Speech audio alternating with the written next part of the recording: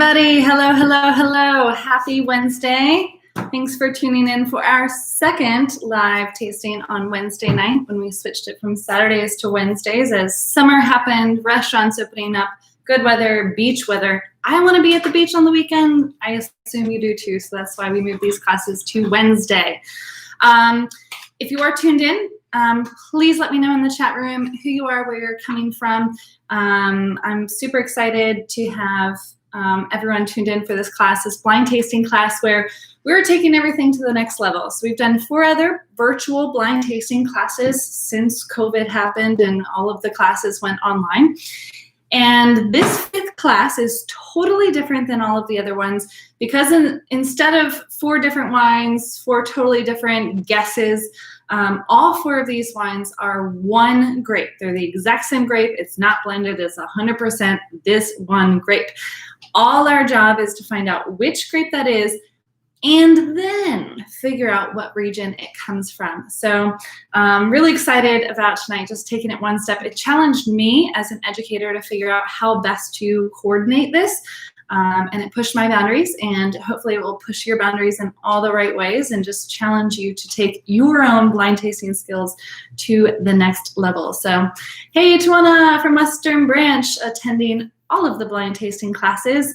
You are like my star student, and she helped me edit some things this week, so I was really grateful to her for that. So Harry from Scotland, super excited to have an international wine student with us today. I coordinated with a wine store out there to find similar enough wines so that you could taste alongside us. I'm so excited to have you there. It made my week to have someone from a different country say that they'd been tuning into these classes.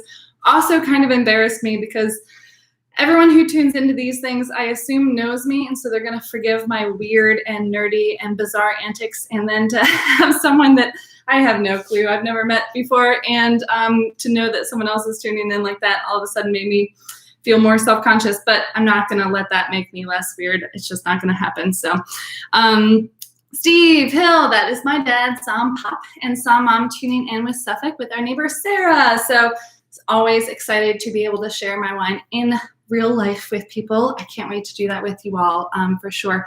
So hey Ryan, great to see you as well. Christopher Nelson with Bonnie and Chris and Chris's mom. Awesome, great, glad to have you all here. Denise Malecki and Kevin from Williamsburg. Yay, just saw you all this afternoon. While y'all are all getting set up, make sure that you're signed in to your YouTube channel so that you can participate in the chat room. It's going to be really difficult to coordinate this specific blind tasting if I'm not getting chats like the comments in the chat room. So please do not be judicious in the way that you use the chat room. Be extra generous in all of your comments, and I want to hear everything that you're thinking. Maybe not everything. Yes, this is my natural weird hair. Just it's humid summertime, so the curls come out. So no weird comments about that. But outside of that, tell me what you think about these wines, and please just give me all of your comments. I know a lot of people can't tune in on Wednesday nights anymore, so people who are participating are joining in later to the recording, which is fabulous. And if they're doing that, they also need to see your comments, and that shows up live throughout as they watch those recordings. So it's not just for me, it's not just for you, it's for everyone else. We all learn from each other, so that's why it is so important to tune in like that and to participate in that way. Real quick, just setup-wise, so your wine glasses. In the instructions, I recommend and highly suggest that you have 4 wine glasses. Yes, like so. It is gonna make painful dishwashing afterwards, especially after drinking this much wine. But it really is helpful to do side-by-side tastings. And when we've done blind tastings before, we've just done 2 at a time for comparison's sake. But because all 4 of these are the same grape, we're gonna learn even more if we can taste them all side by side. So if you have 4 glasses, go ahead and pour, a 4 to 5 ounce serving of each glass. You don't have to drink it all. You can use a spit cup, or you don't have to finish it, of each of the wines. We're going to do them left to right. So just like you taste left to right, we're going to pour them left to right. Just like you read left to right, we are going to taste left to right. So wine number 1, far left, then 2, 3, 4 is the far right. If you have different size glassware, totally fine. Not everyone has an entire storage unit full of glassware like I do. Just make sure your largest glass, whatever has like the most breathing room, is reserved for wine number 4 if possible. But again, we're not going to be picky here. We're just going to do like the best with the things that we have on hand. So that's going to be best way to do it. Kelly Avery, hailing from Northern Virginia, also coordinating with the wine store up there. So if you have friends that want to participate with you in this, you can be doing a Zoom meeting while you're watching it live. I'm happy to coordinate with any wine store anywhere, not only in this country, but if you give me the contact information of any wine store, happy to do so your friends and family in further places can participate. I'm really happy to do that. Virginia from Norfolk, longtime friend. Some of you might know her. She has helped out with a lot of my events and classes when we had real in-life classes. So, all right, without further ado, let's make sure we have our right pages here. Everyone should have these tasting sheets. Front and back, 1, 2, 3, and 4.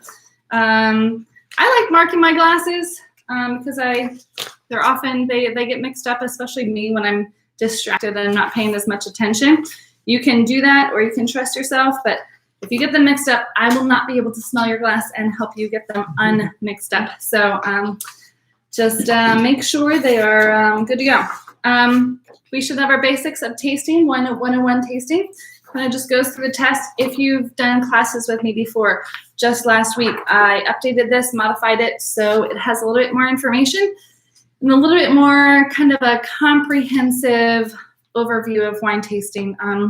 That last section, overall conclusion, is kind of a lacking section in my last version of this document. So make sure you have the most current one out with you today.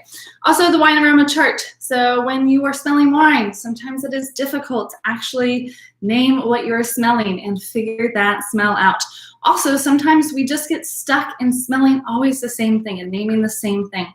So using something like that is really helpful to kind of expand your vocabulary. So definitely use this. There are helpful tools for sure. This tool right here, you're going to hide this away. So the classic descriptors of the grape varieties, hide that away. Don't look at it. We're not going to use that until it's time to actually like figure out what grape variety it is. So here's how it's going to happen. We are going to taste through all the wines. We're going to make our notes on all the wines. We're going to figure out what grape it is.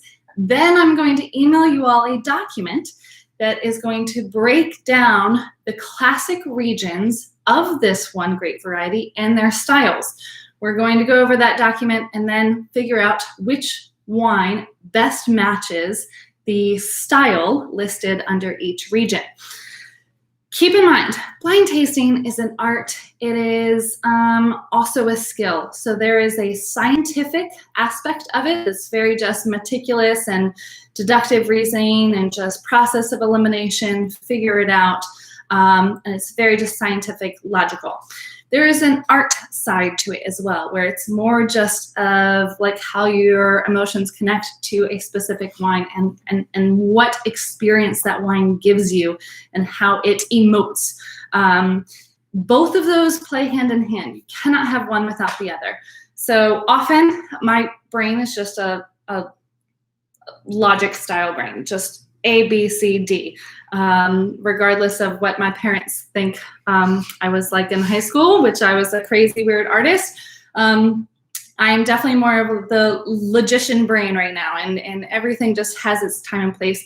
And I kind of forget a lot of times to talk about wine in the other way, just that emotional connection, that enjoyment aspect, that pure pleasure. So we're going to talk about both. I'm not going to forget this side this time.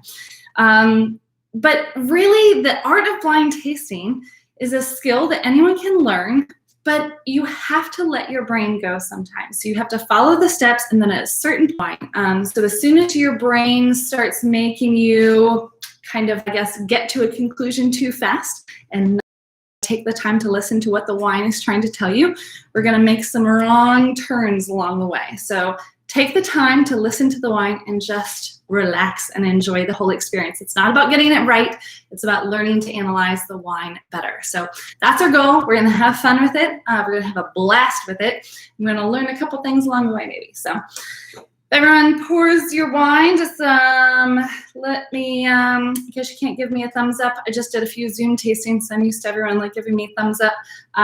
So we will get started shortly, as long as everyone has all 4 wines poured and your tasting sheets out and ready, and a spit cup if you have one or would like one is helpful.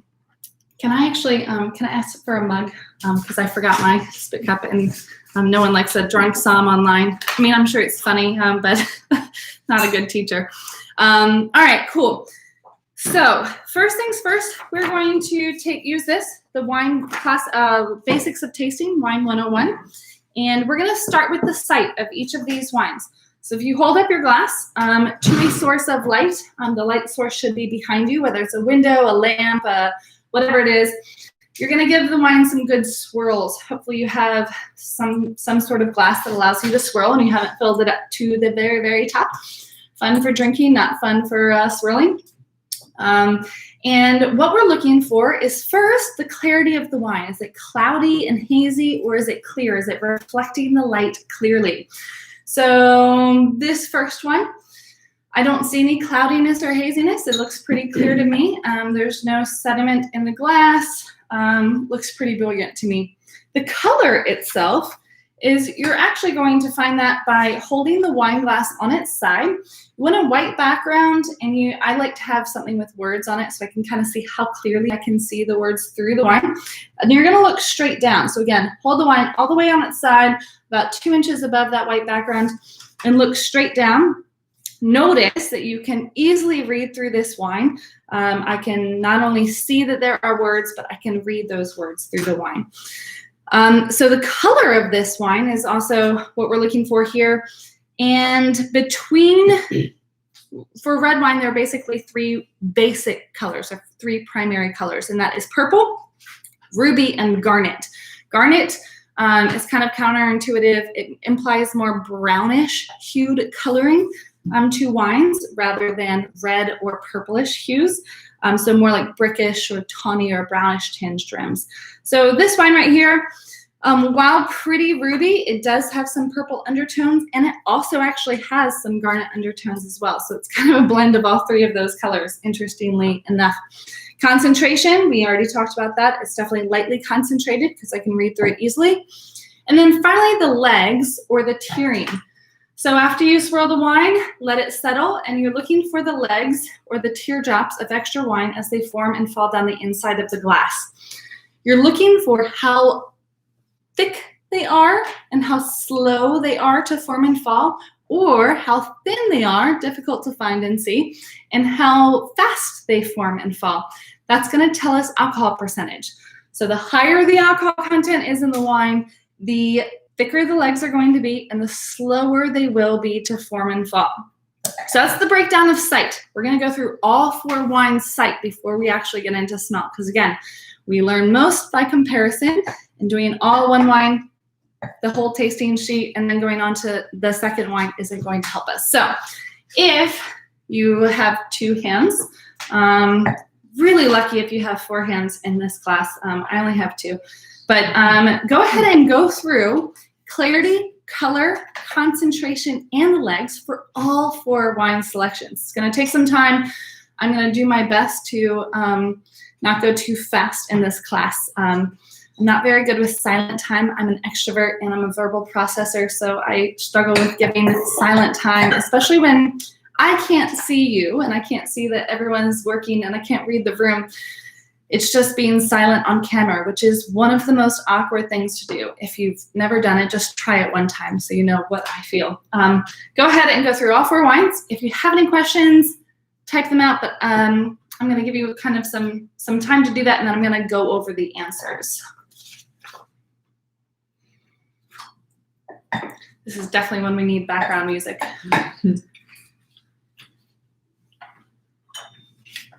Speak to the bubbles. Great. So one of the questions is if you see any like bubbles at all in a glass.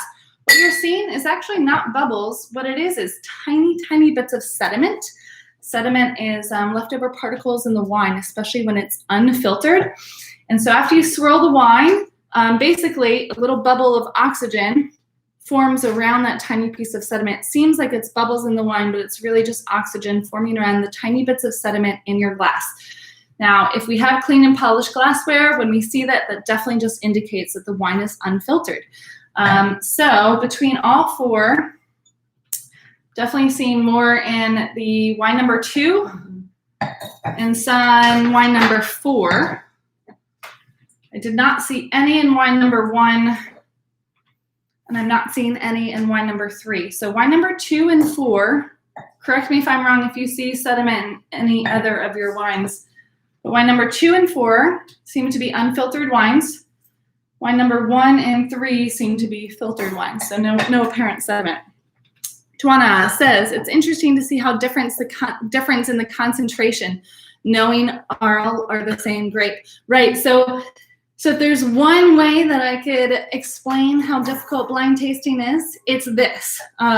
All 4 of these are accurate and correct, varietally correct expressions of this one grape, and they're all so different. So that just shows how hard it is. You can't just memorize what Sauvignon Blanc tastes like, and then you always know whenever you taste a Sauvignon Blanc, because every wine is a little bit different. So it's pretty interesting. Mostly, like, I see the hugest difference in terms of color, especially. Concentration, yes. Man, so color and concentration, it is wildly different. Notice on wine number 2, that's like the clearest definition of, it's the clearest, the most clarity in the wine that I've seen. So, and the cleanest concentration. Wine number 4, if you're wanting, garnet hue to it. It's ruby on the verge of garnet. So it has that brownish tinged kind of coloring to a little bit more orange as secondary coloring. Wine number 1 definitely has the most bluish secondary coloring. Wine number 2 has some hints of blue. It's definitely, there's no hints of brown really. So it seems to me color-wise, 1 and 3 are more similar, and 2 and 4 are more similar, which is interesting because the sediment kind of followed along those tracks also. That doesn't tell us really much information in terms of figuring out what grape it is or what region it comes from, but it is interesting. So we'll get into what it tells us in a little bit. Any big difference in legs in terms of one of these selections being super slow to form and fall, or one being much faster to form and fall? Maybe one has way more definition and another has less.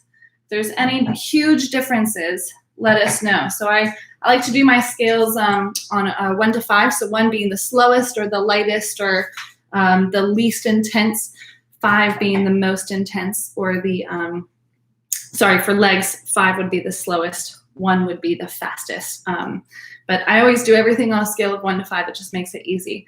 So you can do points and half percentages if you like. 4 seems like the slowest leg, Som Pop says. They have their quick legs to start. Yeah, so it is interesting. So generally speaking, with red wine, you're going to get 2 rounds of legs. You're going to get the first round and the second round, and they will be different. The second round will always be slower, depending on your glassware. So these are crystal glasses, so they're going to absorb kind of some of the wine into the glass and hold it. So you're going to have a deeper expression of the legs. They're going to hang out longer in your glass. So you have to get used to what your glasses are telling you, like what your benchmark is for this glass, how fast it is. Let's see here. I am getting, it's hard to do all 4 side by side, right? Because you're kind of looking at 1 and 2, but you can't hold them all up at the same time. I think I'm getting the thickest legs in wine number 1, but the wine number 4 definitely has like the most rounds of legs, which is interesting. Let's see, wine number 2, tons of definition. They're all pretty similar, right? Which would make sense because it's all the same grape. So we're kind of getting close to splitting hairs, but that's what we're going to have to do to figure out the differences of these wines. I'd say almost across the board, number 3 has the fastest and the thinnest legs. If I could say that. I find a lot of similarity between wine 1 and 2 in terms of the legs. And wine number 4, man, those legs are gorgeous. Between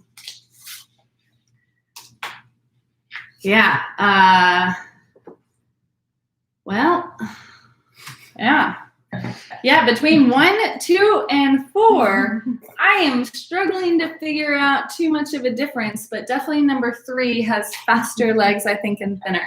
But 1, 2, and 4, pretty darn close. See, Harry says, and Harry's got different wines, so does Kelly. So when they give their comments, just like understand you're not wrong in getting a different answer. They're tasting different wines. Close enough, hopefully, but so Harry says 1, 3, and 4 are slow. 2 is very quick. Interesting. Okay, yeah, that makes sense. So Kevin says 4.5 on all. Does number 4 have a second set of legs? Yes. Awesome, great. We talked about that. I feel like number 4 had really slow legs and number 3 being the quickest to form. Okay, great. So we're agreeing with Tawana there. Fabulous. All right, so I know we're all dying to get more into this. Let's get into the smell. The third reason we really swirl the wine. So first, we look at the clarity. Second, we want those legs to form and fall. And the third reason is really it's releasing all those aromatics or those esters. That's the chemical compound that is the aromatic. So swirling the wine, then smelling it is what helps us or what allows us to smell the wine. So just do a quick smell, 1, 2, 3, and 4. Just to get your first impressions. They're so different. Oh, man. Oh, my word. I'm so excited about getting into how all of these smell. So smell all of them. Just get that first impression. Now we're going to do the reverse order. You smelled 1, 2, 3, and 4. Do the same thing, that quick kind of first impression smell, but do 4, 3, 2, 1. It would be bad if I didn't count correctly, frontwards or backwards on that one. We just started this thing.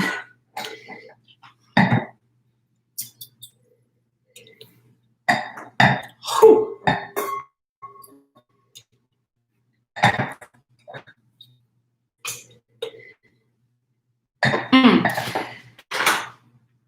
All right. Anyone with me tracking that these wines are drastically different? You can tell they're related, you can tell they're similar, but definitely not the same person. Some of them, like number 3 for me, feels like when you meet that person that's the sibling that you're like, really? Were you adopted? Or you don't really look or act alike to the rest of your siblings at all. That's number 3 for me. It definitely stands out as the oddball selection for me. But all of them kind of have differences in concentration and intensity at all. So Steve says, Sompop says, number 2 is the most intense. Okay, cool. Yes, the noses on these wines are gorgeous. I'm really having a good time smelling these. So now is when you want to use the, I can find it amongst all my papers, the wine aroma chart. Go through, so you want to talk about the intensity of each of these. If one of them is more jumping out of the glass in your nose, like Sompop says number 2 was for him. Everyone's going to have different experiences with this based on what your nose is sensitive to. If your nose is sensitive to alcohol more and that evaporation effect of that alcohol being evaporated into your sinuses, that might be the intense sensation that you're feeling. If you have a really like crazy sensitive nose in terms of floral notes, then maybe one of these will be more intense. So go through these and think about level of intensity. kind of do it from 1 to 5. 1 being super shy, reserved, introverted, like I'm not sure if I smell much of anything, to 5 being like, whoa, I need to put a top on that wine glass because it's so expressive and jumping out. So obviously those are extremes, but figure out in comparison, 1, 2, 3, and 4, which one might be the most intense or the least intense or right in the middle. Maybe they're all kind of along the same track for you, and that's fine too. After intensity, we'll get into what we're smelling.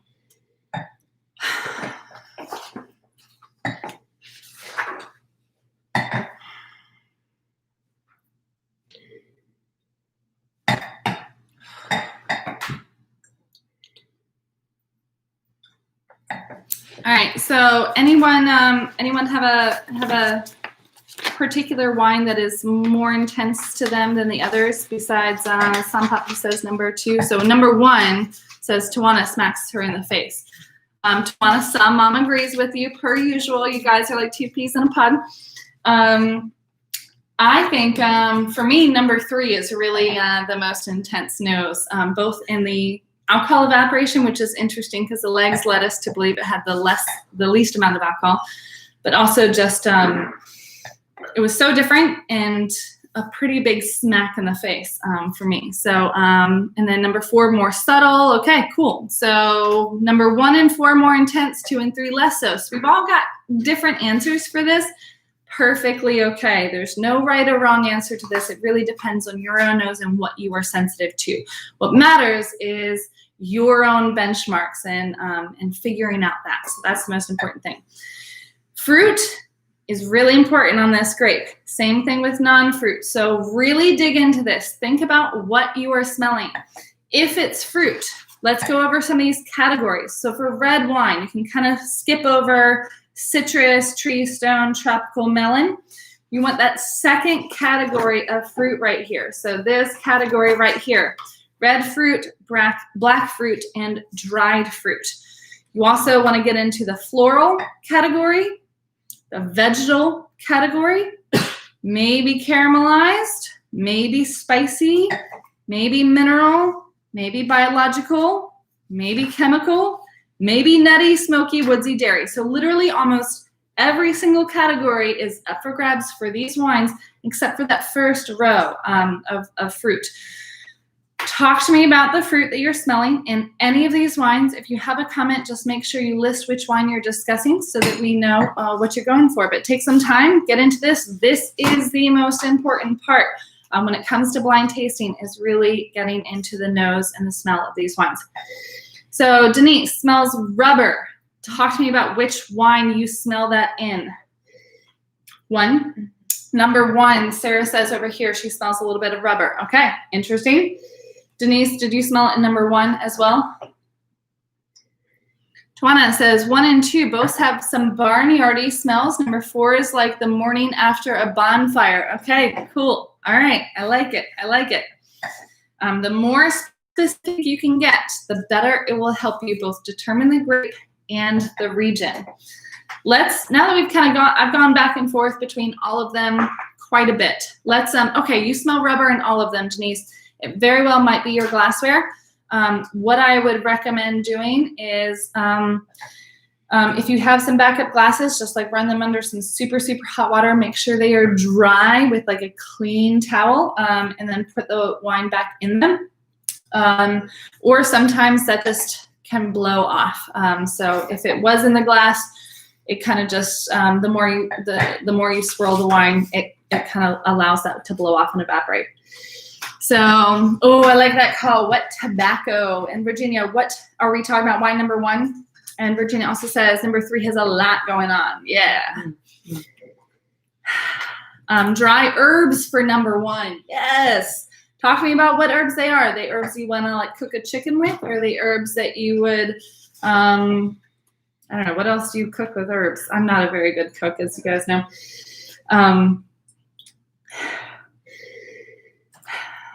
All right, let's just really get into one because it's getting confusing to jump around with all of these. So from now on, just for a little bit, we're going to hang out with wine number 1, the nose specifically. So we already talked about some dry herbs, red ripe fruit on number 1. Okay, great. Yeah, so if you had to name the fruit category on that second row right here, red, black, or dried fruit, I would agree with you definitely on that red fruit note. Number 1, some overripe black cherry. Okay, so we're getting some black cherry as well. And you can have multiple categories. So don't think that a wine has to only have one category of fruit. Some wines I've tasted, literally you can name off almost any fruit, and it was like, yes, yes, yes, yes. Plum. Okay, great. So plum and cherries are interesting in that they have this range of color. You can have like red style plums all the way into black style plums, red cherries into black cherries. So anytime you name cherry or plum, force your brain to think, is it on the lighter, vibrant, more vivacious, lifted style, or is it deeper, darker, more concentrated, richer style? So, and then if you do name any fruit, naming that condition of the fruit, whether it's ripe or underripe or dried or cooked or jammy, that can be really important as well. So you don't have to go there. It is helpful, but going there will push your nose to new limits. So Chris Nelson on the herbs says bay leaf and basil on the herbs, great with dark cherry fruit. Okay, so second tick in that dark cherry. Roasted cherry. Okay, great. So not just the type, but also the condition. Way to go, Virginia. It's like you've tasted wine with me before, maybe. So Harry says he's getting some oak on his, but underneath the red fruit. So this is key when it comes to discussing region. We want to talk about what's driving the bus. So, and by the bus, I mean that there is this school bus and it's filled with flavor children. Maybe I should think over my analogies a little bit more beforehand. It's filled with flavors, right? And they're filling the bus. It's who's driving the bus. So all wine is going to have fruit components, herb components, acid, floral, like mineral, earthy notes. All of these components are in almost every single wine. It's what's driving the bus. What's the foremost flavor profile in terms of smell or taste? So Harry says he's getting some oak, but it's not driving the bus. The fruit is driving the bus. So that is really important to indicate. It's again up to you to decide what you think for your own wine, what's driving the bus. Some sea breeze in number 1. So a little saltiness, right? There is a little bit of this briny thing. I like the sea breeze call. We in the wine world just call that like briny or olivey sometimes, that salty component. Yeah, I can definitely see that. More like red olives, Kalamata olives that you'd put like on a Greek salad rather than like super bitter black olives. Maybe some green olives. Yeah, I like that salty call for sure.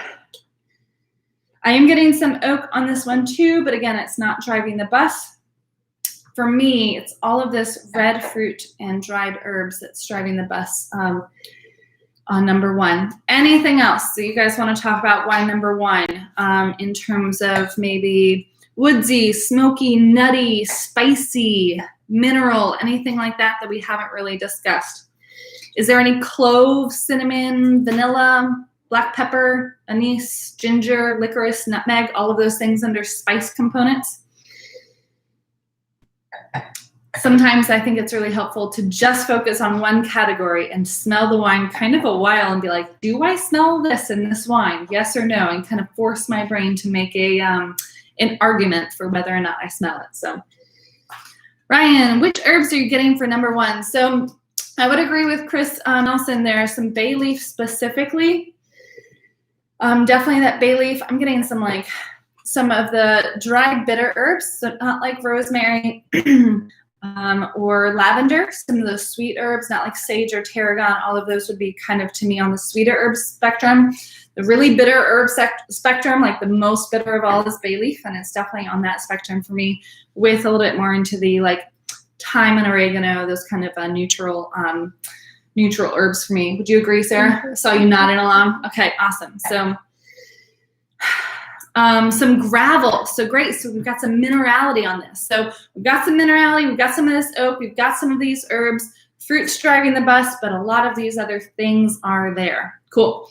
This wine is going to develop even more. So we're going to set, let's go ahead and just do a quick taste. We're not going to do the full swish and swirl on this wine. Just do a quick taste. We kind of want to see if the wine itself confirms what we smell. Does the palate confirm the nose? Are we smelling the same? Are we tasting the same things that we're smelling?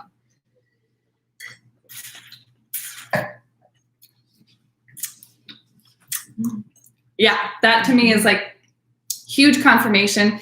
And actually, well, I got a lot more red fruit on the nose, getting a lot more black fruit on the palate. It's a lot richer, darker, rounder for me than it smelled originally. And some of those spice notes are coming out a little bit more. So indicates that that oak is there. All right, cool. So we're gonna set one off to the side for a little bit. So we did a full in-depth smell. We did a quick taste. Now we're gonna do the full in-depth smell and a quick taste on wine number 2.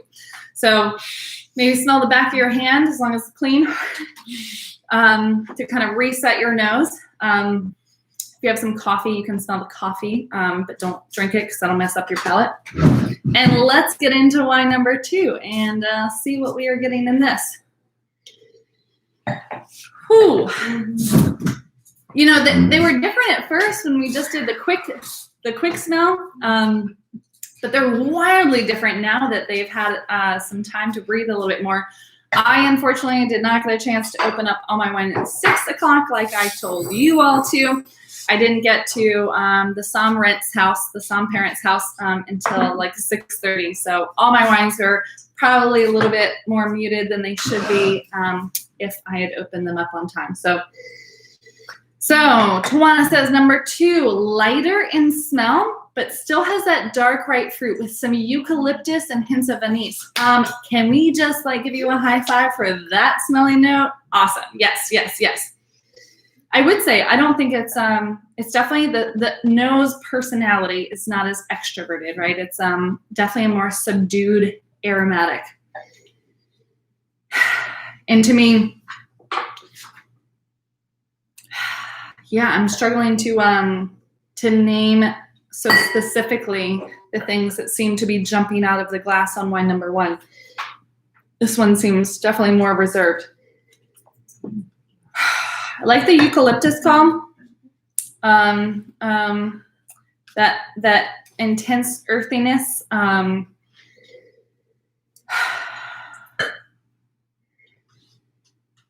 just getting like straight up wood, like not oak that the wine was aged in, but I'm just like dried wood, like wood chips, sawdust kind of thing. Smokiness. Some smokiness. Okay, cool.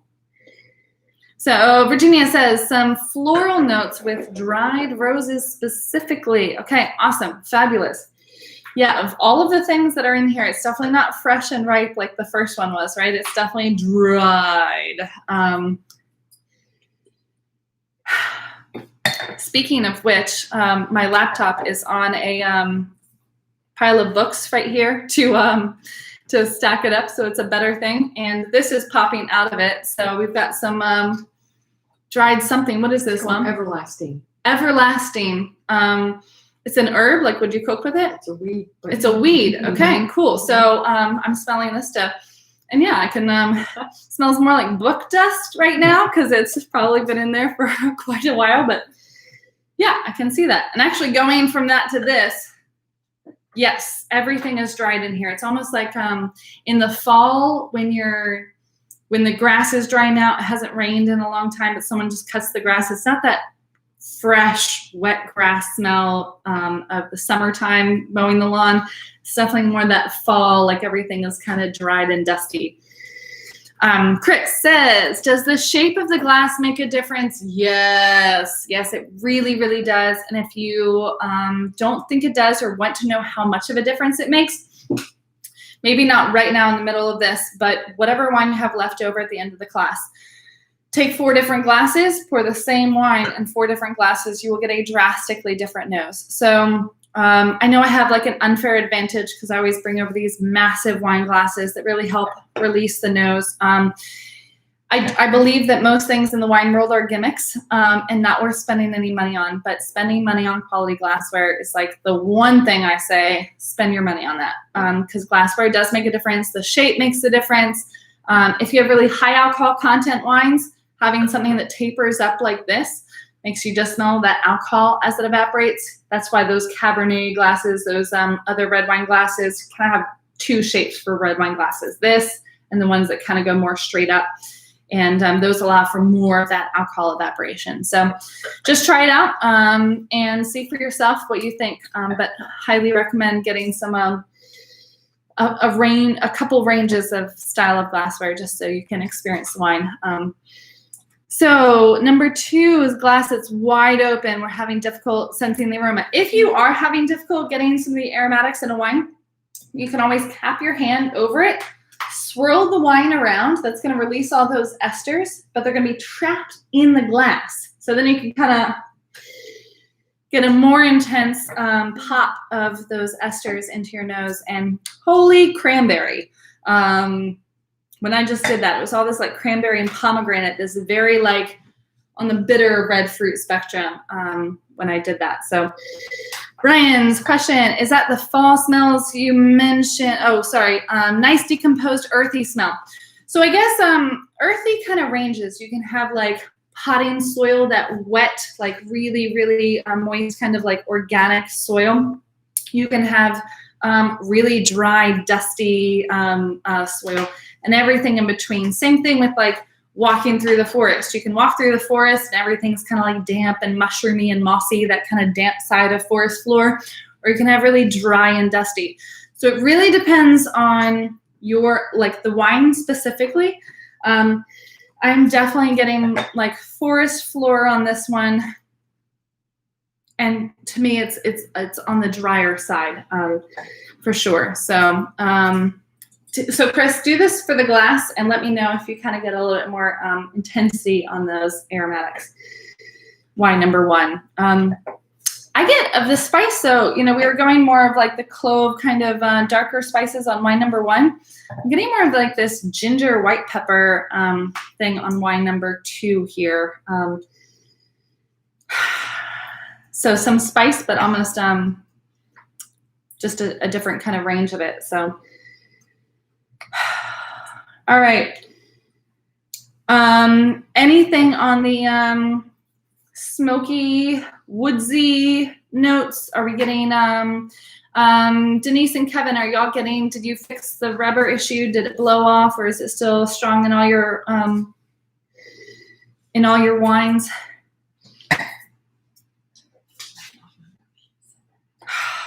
Yeah, Virginia, I can't get over the potpourri kind of these dried floral notes on this one. But again, everything's so dried. Like the fruit is dried, the herbs are dried, and the floral notes are dried on this one. So all right, cool. Glad it's better now.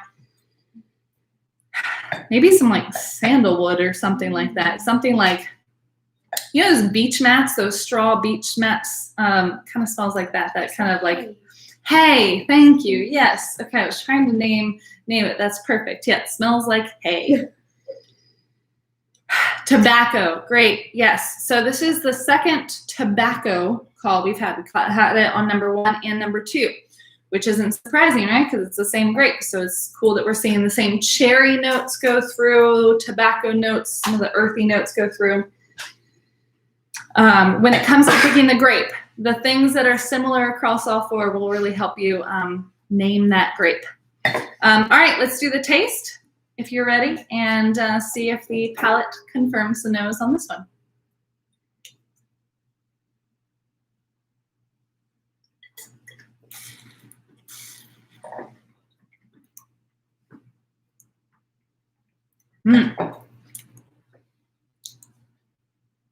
Okay, totally different palate than the first wine, right?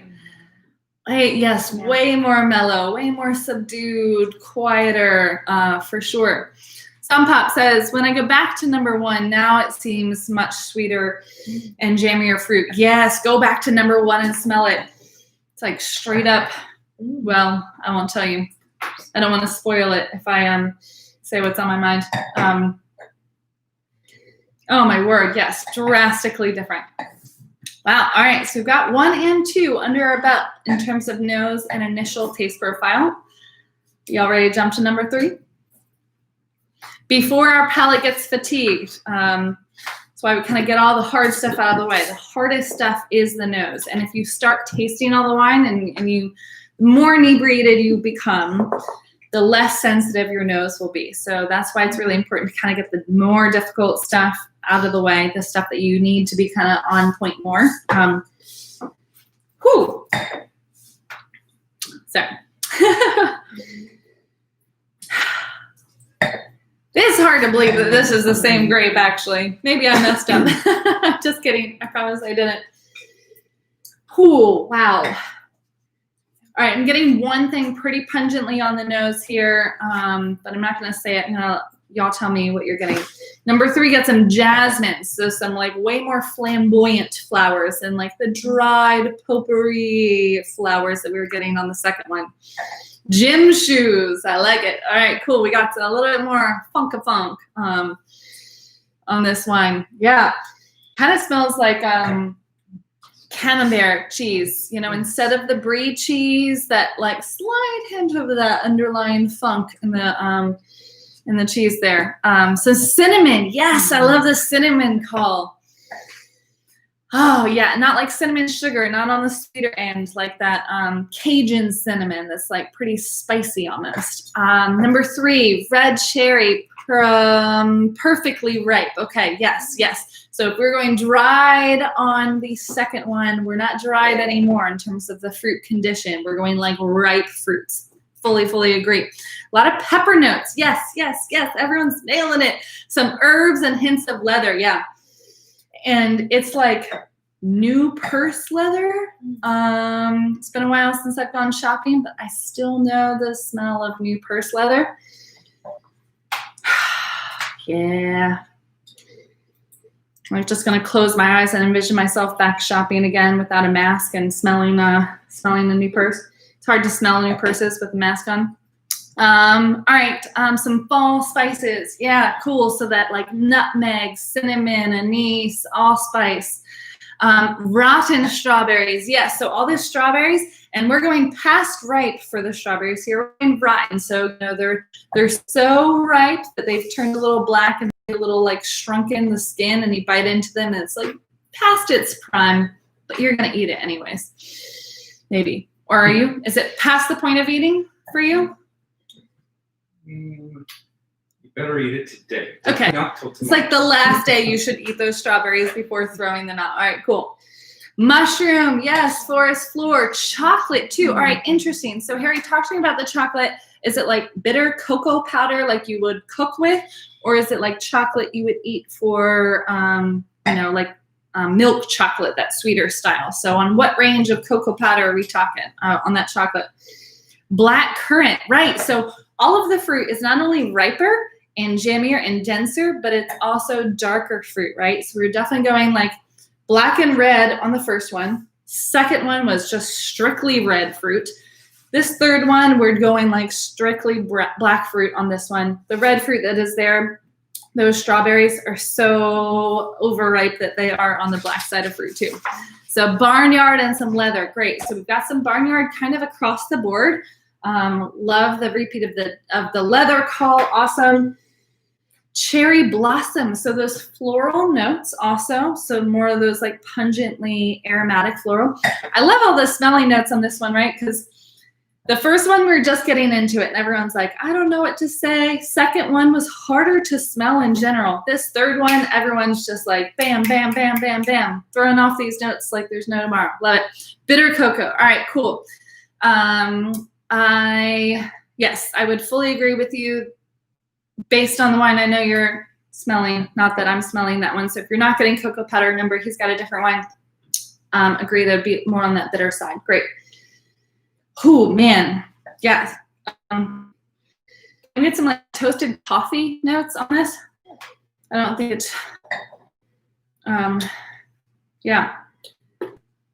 Need some like blonde roasted coffee, that lighter roasted coffee. So, all right. let's taste. Let's do that initial taste. Let's see if the palate confirms the nose.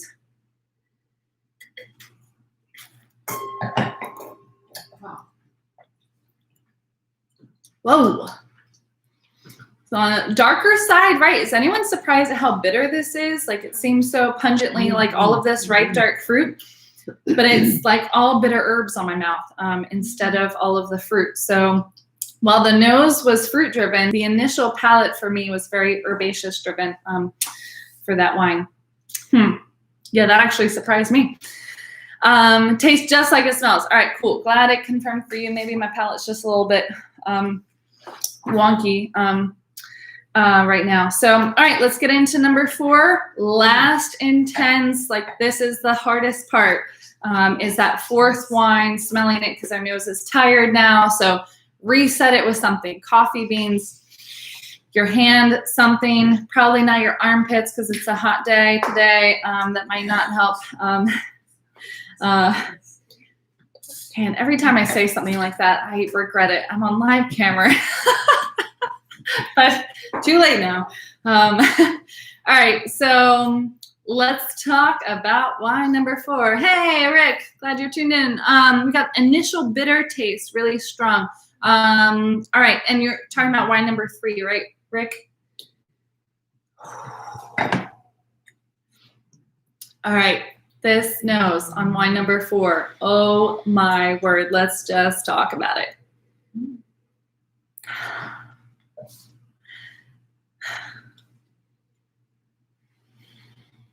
And again, if you're having trouble like getting more specifics, this is the one I recommended having the largest glass on because it has a lot going on that kind of needs to open up. Number 4, very woodsy, Tawana says. Definitely makes me think of a campfire. Cool, and you mentioned that at the very beginning. Awesome, but I am picking up on a cedar smell. The fruit is bright cherry. Okay, yes. Dried plums. Okay, cool. So the fruit that is here so far, what people are saying, on the red side and dried. Cedar, definitely. Oh, this cedar woodsy. Woodsiness, red fruit, dried fruit. All right, so what's driving the bus? We talked about this on wine number 1, but I should have talked about it a little bit more on wine 2 and 3. When these wines are a little bit more complex and there's so much more going on, what's driving the bus? So think about that. Sometimes it's helpful, especially when your nose is getting a little palate fatigue, smell fatigue. Think about the first thing that jumps out. What's the most predominant characteristic in the wine? Is it fruit? Or is it non-fruit? And then kind of go from there. Sarah says non-fruit. Okay, so non-fruit things are driving the bus. So don't force your brain to go immediately too specific. You can, if your brain goes that way, awesome. But if you're struggling to figure out like what it is you're smelling, start general, then go more specific. So non-fruit, awesome. Non-fruit, yes, non-fruit. It's kind of almost difficult to find the fruit in this one.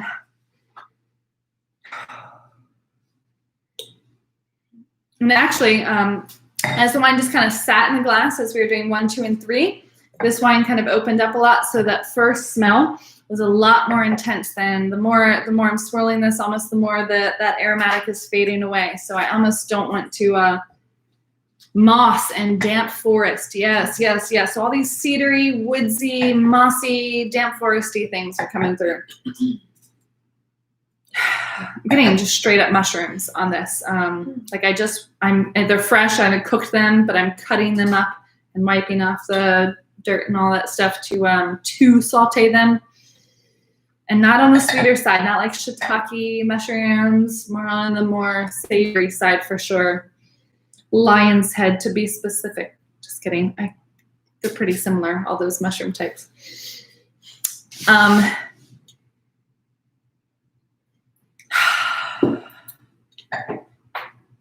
Anything spice notes on here? So we talked a lot about spice on the first 3.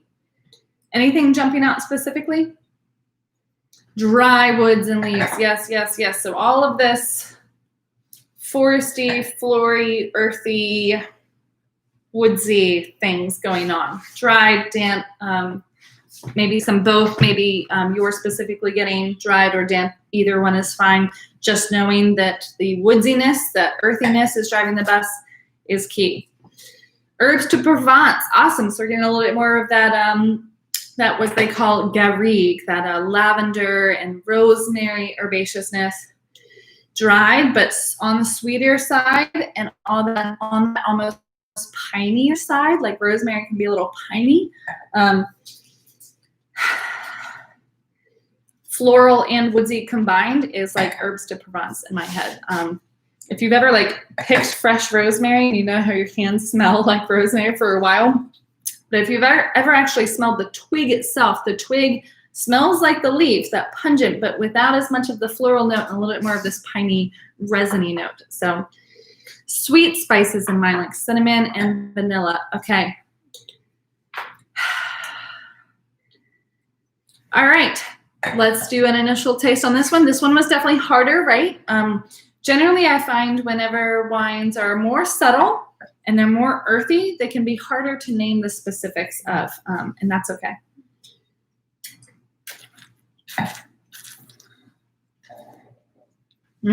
Wow. All three very, very, very different.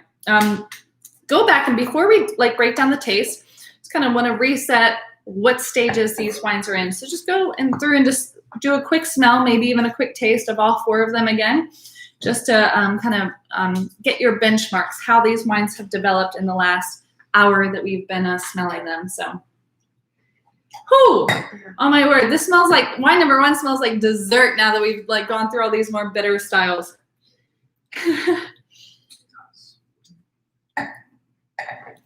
Again, don't like guzzle these wines, because it will make analyzing the taste profile a little bit harder if you're 4 glasses deep within an hour.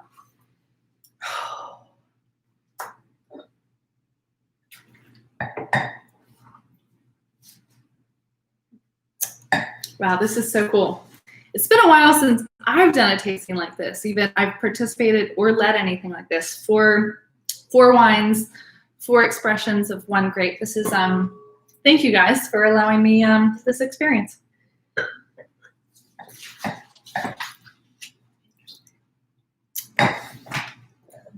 Wine number 3. What in the world is going on?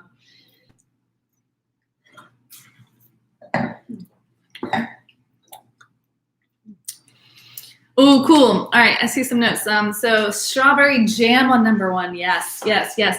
And even though you're tasting a different wine than us, that is so accurate from the super similar region.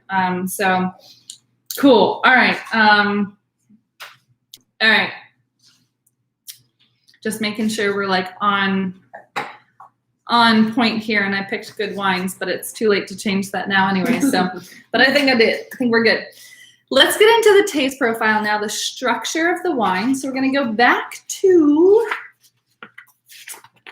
find it amongst all my pages. The basics of tasting right here. So we've done sight and smell. We're going to go through the taste palette here, and we are going to go, each category 1, 2, 3, and 4. This is where you can get pretty inebriated because you're doing multiple tests that requires a bit of drinking. So just know that you always have the option to spit the wine out. It makes it easier, but also not as fun. So I understand that.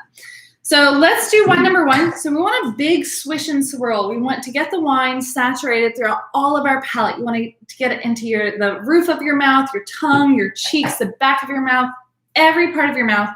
Let it warm up in there. You're going to swirl it around like mouthwash. Lean forward, slurp in some air. Making that much noise, leaning forward helps you not aspirate while the wine's in your mouth. After you swallow the wine, you're going to lean back. You're going to touch the tip of your tongue to the roof of your mouth and breathe in. After you swallow the wine, that's the key.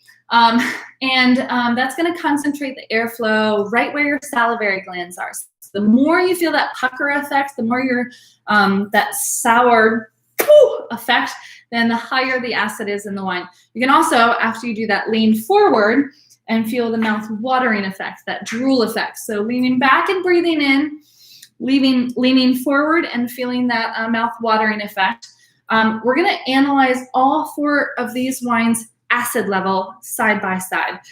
So we did the smell kind of all together 1 and then all together 2. Now we're going to break it down and just do step by step each wine individually by category of this taste profile. So acid level, wine number 1 on a scale of 1 to 5, 1 being the least amount of pucker effect and mouth watering effect, 5 being it's hard to talk because my mouth is watering so much, and where's the napkin because I just drooled over myself. So go through all 4 of them, and then we'll talk about which one had the highest, which one had the lowest. It's difficult to decide just one by itself. You need to have the comparison. So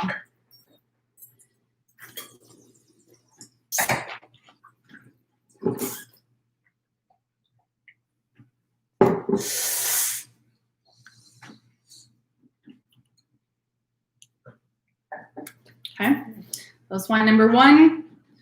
For me, without comparison, that seemed like straight up medium. Like you can't get more medium than that. Like I felt some pucker effect and I felt some mouth watering effect.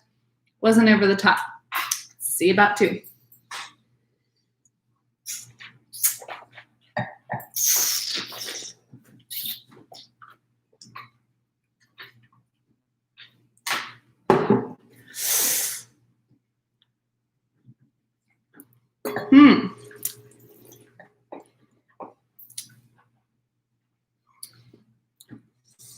All right, wine number 2 to me seemed a little bit higher, but still not like crazy high, but noticeably higher than wine number 1.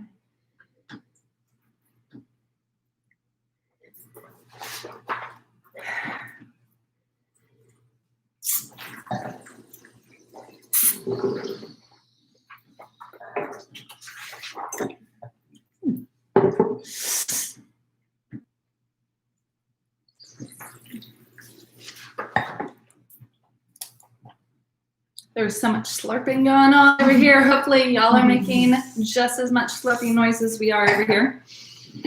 The more you slurp, like the better experience you are getting out of that wine is what I always say. Oh my word. I just can't get over the smell of number 4. I keep coming back and my eyes get all big and round and my heart pounds faster.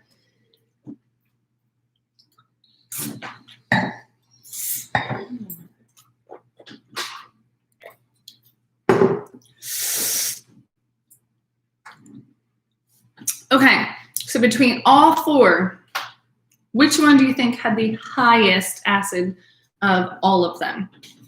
Let's see. Tawana says, tasted forwards and backwards. Awesome, that's the way to do it. Go 1, 2, 3, 4, and then go 4, 3, 2, 1, especially if you have enough wine. Number 3 had the highest acidity, 1 the lowest. 2 and 4 were pretty similar. Okay, awesome, cool. Now remember, again, the characteristic of the grape itself determines kind of some level of the acidity, but the acidity also is really dependent on the region.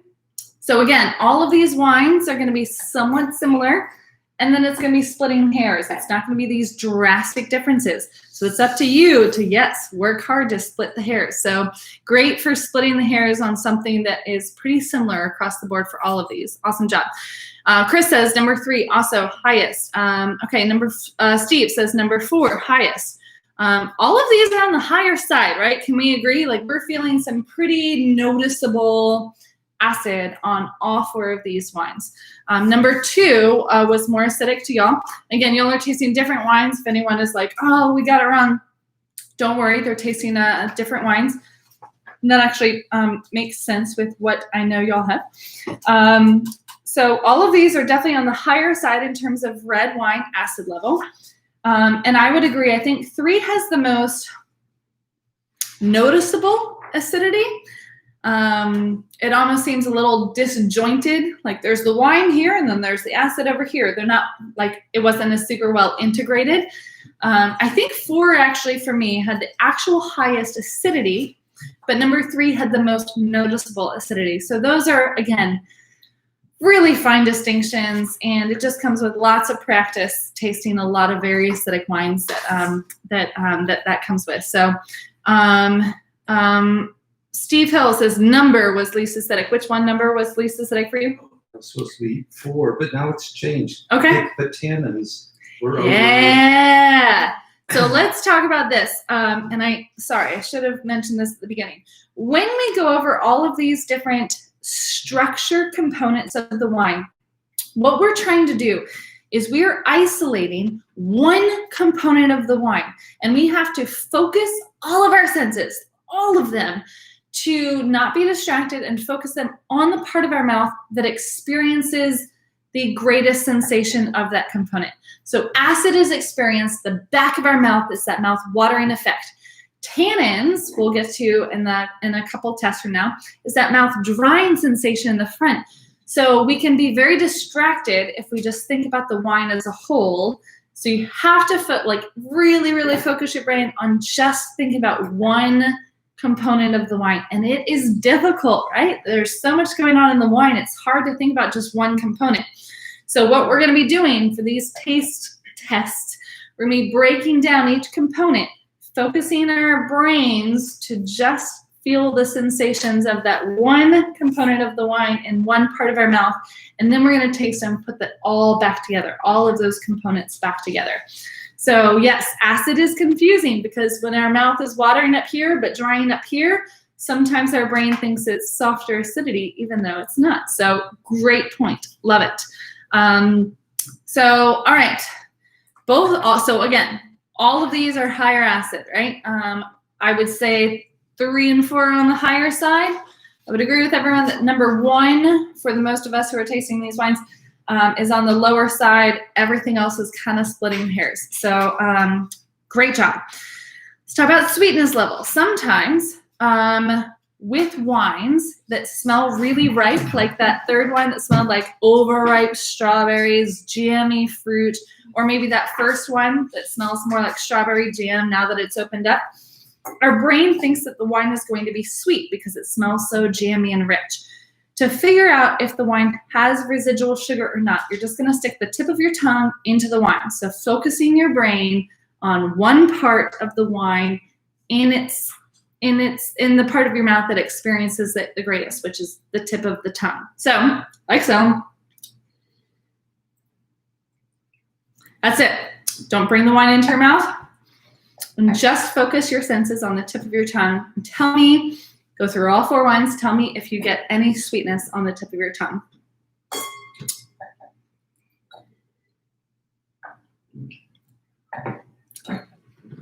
Ooh.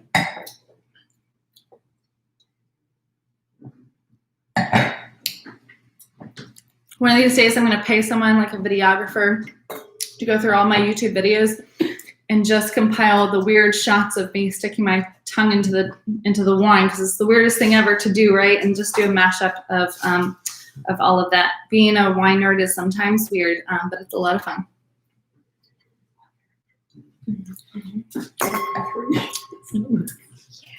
All right, so Chris says 1 and 4 sweeter than 2 and 3. So you did get some sense of sweetness on the tip of your tongue. Anyone have, so Tawana says, all on the dry side. Number 3 was the driest with just hints of sweet on the others. Okay. -1 for 3. Yeah, 3 had -1, some mom says, in terms of a scale of 1 to 5 on dryness. -1 for number 3, yes. My mouth is still kind of a little bit dried out from that. I got maybe the slightest hint of some sweetness on the first wine, but still less than, it's still, all of these would be considered dry wines again. So we're splitting hairs. I think everything else is fully dry, but that first one had that just a hint, just a smidge of sweetness there. So now is the most difficult part, and that's tannin level. So tannin level is an unpleasant test to do. We're going to push the wine up into the front part of our gums. We're going to hold it there for a little bit, and then we're going to release it either into a spit cup or back into your mouth.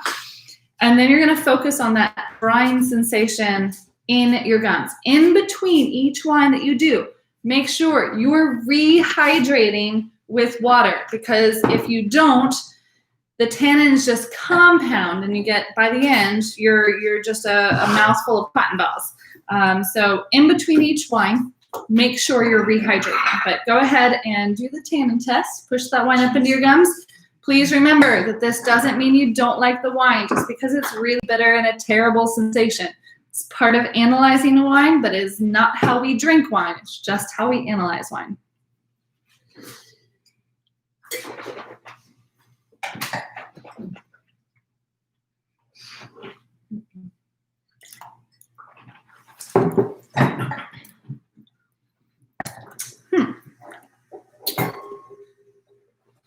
I'm like waiting for them to kick in a little bit. Okay.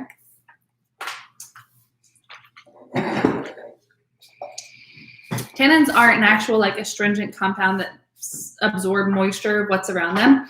So that is, and it's found in the skins of the wine grapes and the oak that the wine was aged in. So depending on the grape, depending on how it was made, kind of higher or lower tannins.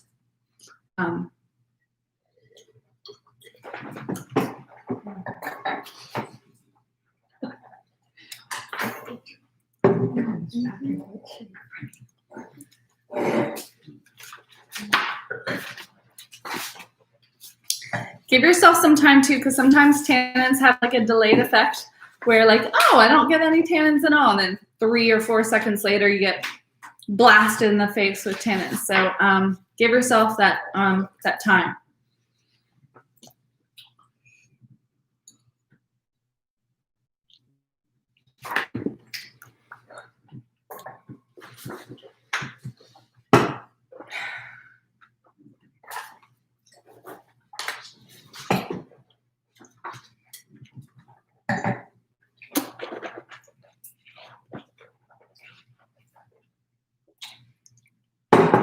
Oh, man, number 3. I can't feel my face. All right, wildly different. Is anybody going to order number 3? Well, we'll see at the end. Sometimes wine seems like it's not enjoyable, and then once you taste at the end, once you forget about breaking down each individual component, you just taste the whole thing by itself, it can be quite delicious. But yes, breaking down the wine like this is not the way a sommelier enjoys wine. And y'all are somms in training right now. So, all right. Whew. All right. 4th one. Stop it.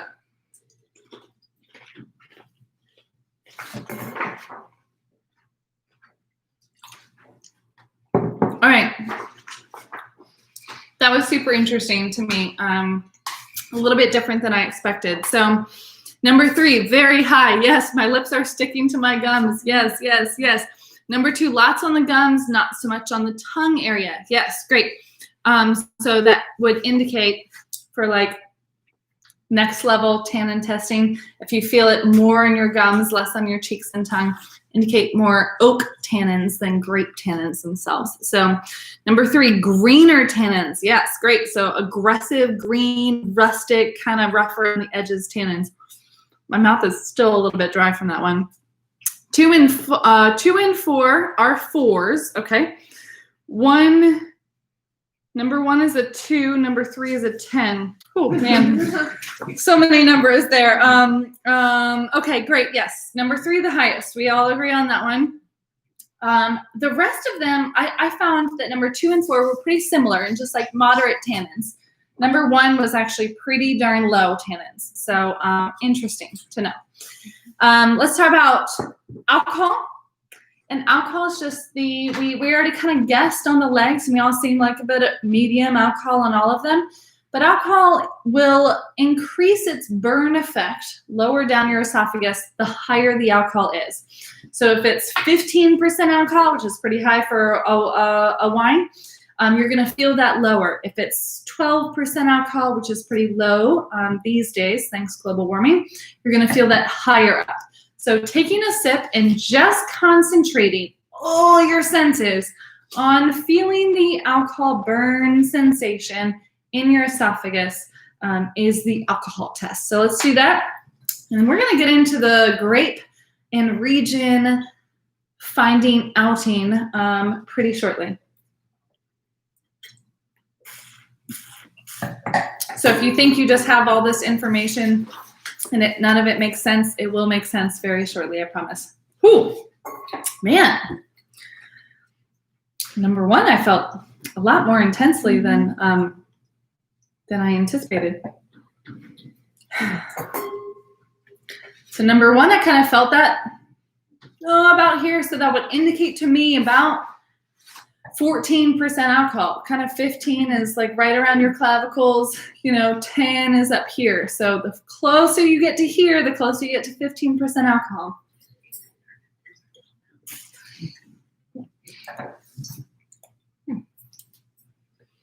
Wow, number two, I hardly got any alcohol sensation at all. Very, very, very high up, which means lower alcohol content. This is a fun test for me because I don't have to spit the wine. I have to drink it to do the test.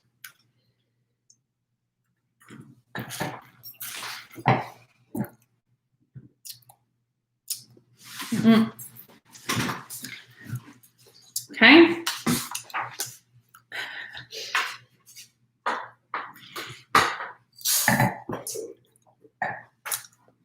Okay, so Tawana says to Chris Nelson, I'm not sure how accurate this is, but I always think of tannins in terms of tea, green tea versus black tea, right? Tannins are found in plant matter, right? So that's why it's found in the skin of the grapes and the oak that it was aged in. So if you want to do a little test, a little home experiment, I've done this in classes before, but it's hard to do virtually. Take a tea bag and then put a tea bag in about 4 ounces of wine and just let it sit there. So the same wine, pour in 2 different glasses, sometime, not right now. 2 different glasses. One wine, just leave normal. The other wine, put the tea bag in and just leave it for 1 minute. Take it out. Taste that wine versus the control wine and notice how it changes in terms of where you feel it in your mouth. That is tannins, if you want to get a little bit more specific in that. So, and greener tannins, Chris, would just mean a little bit more aggressive, like the stems might have been used in terms of the winemaking. So it has a little bit more of that harsher, more astringent tannins.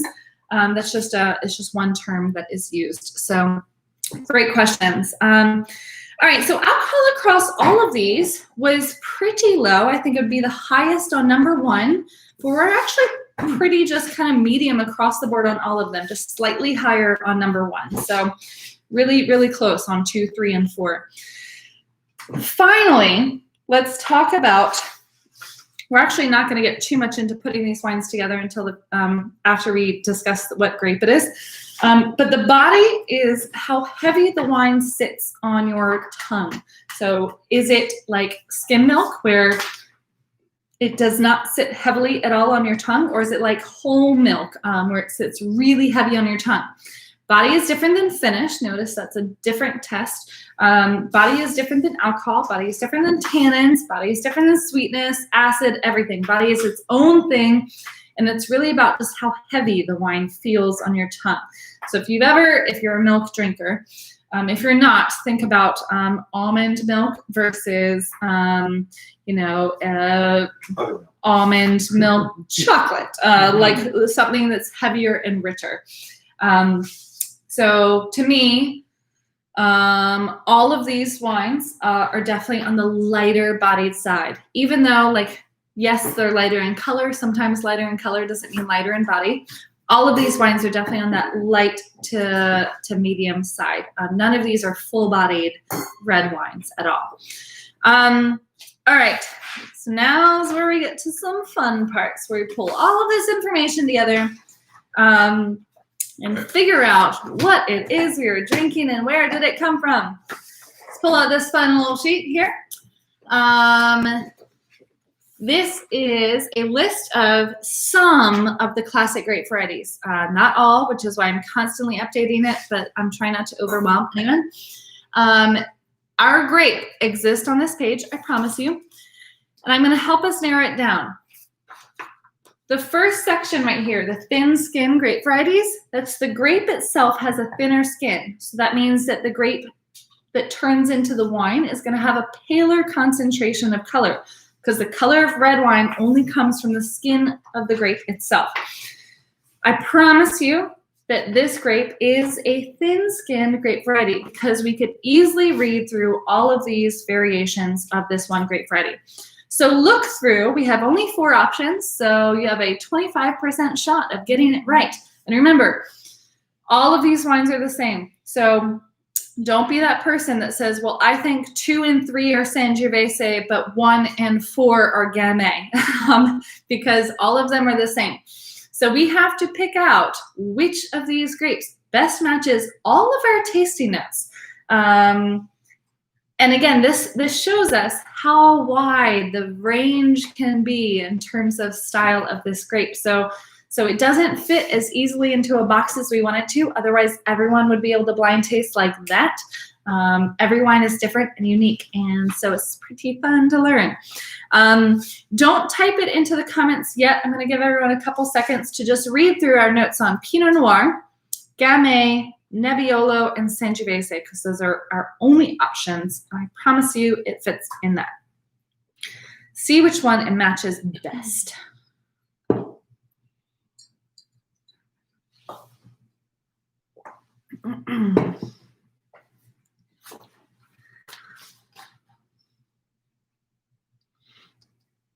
Now is definitely when I need the soundtrack, the Jeopardy song.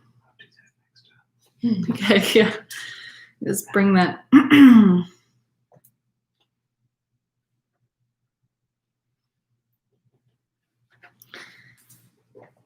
All right, let's break this down. I'm going to start from the bottom up. Sangiovese. Cherry, blueberry, cherry pits, herbs, earthy, red flowers. A lot of what we said about these wines fits within that. It's lighter bodied, that fits. Medium plus to high tannins, high acid, low to medium alcohol. So while the taste profile kind of matches about 50%, and the body does as well, matches 100%. The tannins, the only one that really matches that was wine number 3. While all of them had some tannins, they definitely weren't like medium plus to high on the scale. So we're going to put a pencil as like a maybe on that one. We're not totally ruling it out, but it doesn't scream, yes, pick me. Nebbiolo, rose petals, asphalt or road tar sometimes. Now remember, all of these are sometimes, right? It just depends on the wine. Potpourri, we mentioned that. Sherry's mentioned that. Brown tinge rim, even when young. One of these wines had a brown tinge rim, but not all of them. So like, I don't know what to do with that. Light bodied, yes. Medium plus to high tannins. Again, not quite the perfect match. High acid, all of our wines were higher acid. Low to medium alcohol, that works too. So again, probably about the same level of it fitting as Sangiovese. Let's talk about Gamay. Cherry, yes, we mentioned that. Strawberry, yes. Bubblegum, didn't mention anyone that. Banana, no one mentioned that. Chocolate, we got a mention of that one. Herbal spice, we got loads of that. Arugula, specifically that's spicy, that herb. Magenta hue. None of these wines were really magenta at all. Low to medium bodied, yes. Low to medium tannins, okay. Medium to high acid, okay. Medium to medium plus alcohol. Okay, I'd say so far out of the 3, that's the least representative of what we were drinking. But obviously still an option if you've picked it. Pinot Noir, let's talk about that. Cherry, talked about that, yes. Raspberry, no one specifically mentioned that. Strawberry, yes. Flowers, yes. Tobacco, yes. Mushrooms, yes. Earthy, yes. Vanilla, yes. Herbs, yes. Huh, lots of yeses in that one. Low to medium bodied, yes. Low to medium tannins, yes, except for number 3. Medium to high acid, yes. It seemed definitely on the lower side, except for wine number 1. But of all, that seemed like that had the most yeses in terms of the boxes that it ticked. So I'd say Pinot Noir would be a definitely viable choice. I'd say other options would be Nebbiolo and Sangiovese, depending on your own notes. This is when you have to listen to your notes. Don't just remember every Pinot Noir, Nebbiolo, Sangiovese you've tried. Listen to your own notes. I promise you it's not Gamay, so I've already rolled out one of them. So now you have a 33.33% chance of getting it right. So whenever you're ready, pop those answers in there, whether you're giving it to Pinot Noir, Nebbiolo, or Sangiovese. What you got? What you got? So we got Pinot Noir, Pinot Noir, Pinot Noir. Anyone want to be an oddball? I like different thinking folks. Like fully embrace your own decision. So some people say Sangiovese. Okay, good. Own your own opinion of the wine, right? Even if it's wrong, like it's really important to own that opinion. Like be confident in that. That's how you gain your perspective. So Sam Pop says Sangiovese. All right, cool. Sam and Sarah says Pinot Noir. Yes, so we've got some conflict here at the table. We got a Nebbiolo guess. All right, cool. So we've got guesses in all three. Don't unwrap your bottles yet, because what I'm going to do is email everybody the document that you will all need to fix the region or figure out the region that the wine comes from. Let's see here. Trying to figure out the easiest way to get this information to you all, and it's going to take a couple seconds. All right. All right, just 1 second. Let's reveal this. Okay. Drum roll, please. We are, in fact, drinking Pinot Noir from across the world. But again, if you pick Nebbiolo or Sangiovese, that's still viable options. In a blind tasting like test, you would still get full credit if you said, I picked Sangiovese because my tasting notes said blah, blah, blah, blah, blah, and that best matches Sangiovese instead of Pinot Noir. So it's about listening to your own tasting notes. So that is the most important part. But now we're going to get to another challenge, right? That was only the first hurdle. And I promise this hurdle won't take the longest. But if you give me just a second, it's so hard to do this while I'm talking at the same time. But I am going to, here we go. All right. Whew, man. I'm going to give you guys all the document of the breakdown of the regions that Pinot Noir is most classically grown in, their style preference, and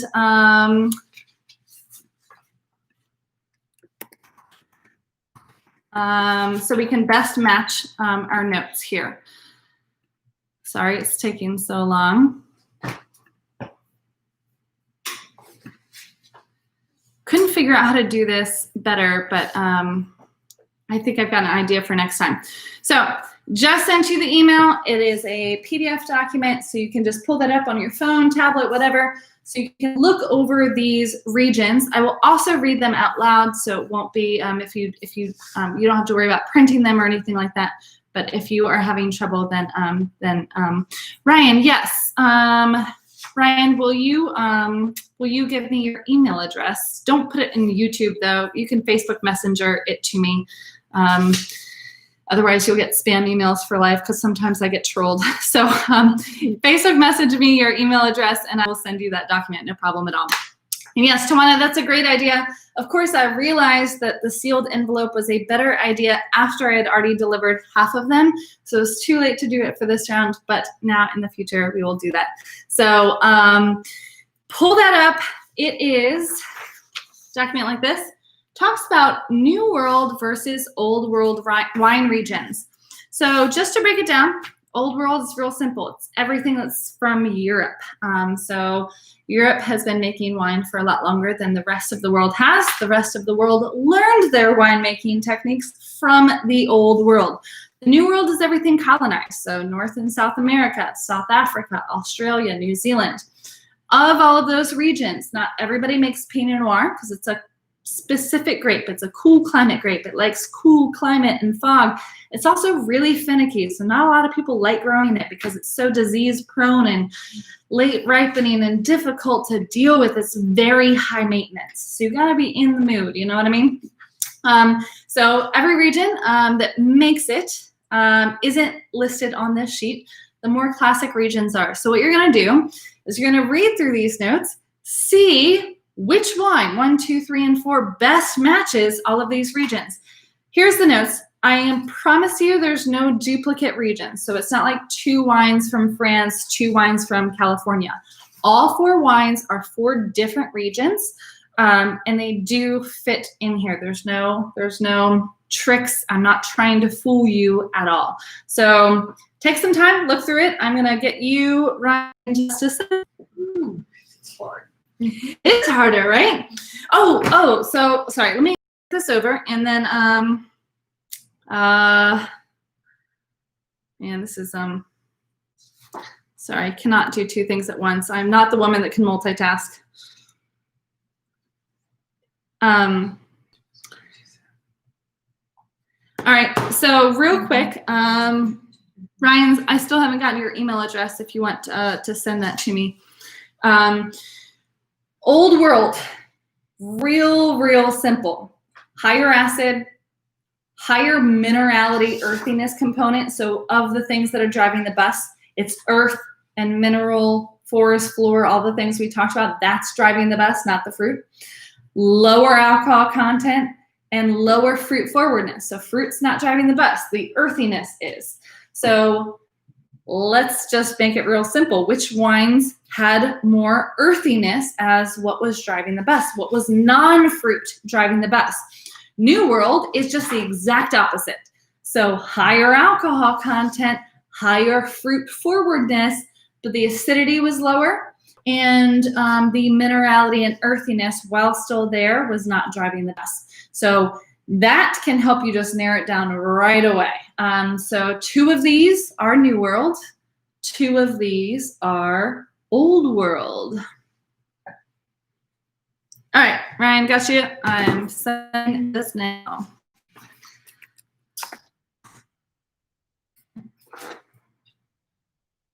Do do do do do do do.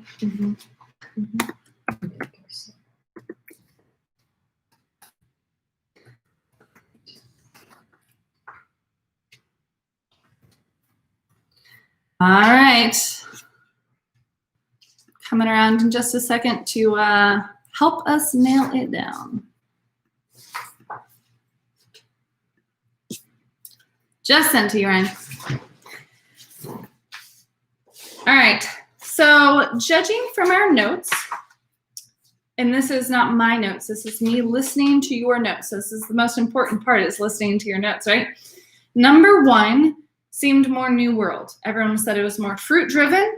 It had higher alcohol content. The acidity was lower, and the minerality and earthiness, while there, was not driving the bus. So let's talk about number 1. Is it from California, Oregon, Chile, or New Zealand? Don't worry about the specific subregions. That's for people who want to get even nerdier.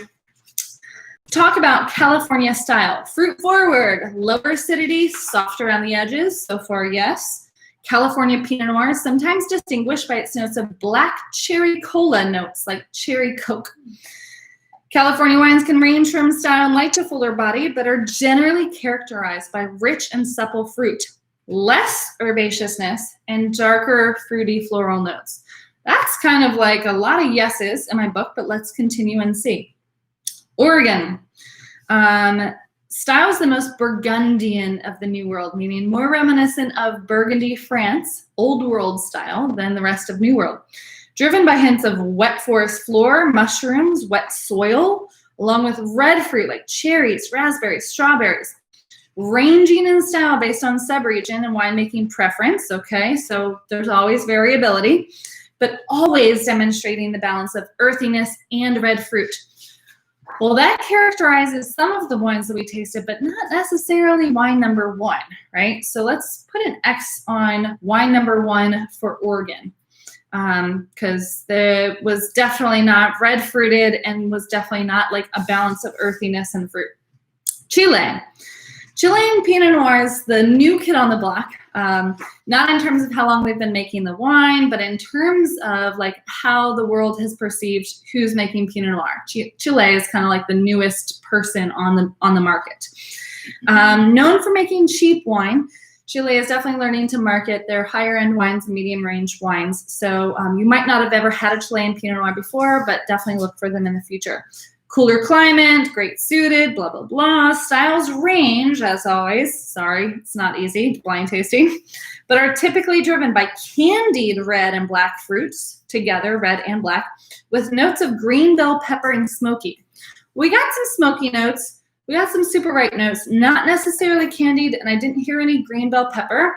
So I'm going to pencil that in as a maybe, but definitely not like a for sure yes. And finally, New World, New Zealand. Primarily known for Sauvignon Blanc, we all know that, but Pinot Noir is its leading red variety. Expensive, but sometimes really worth it.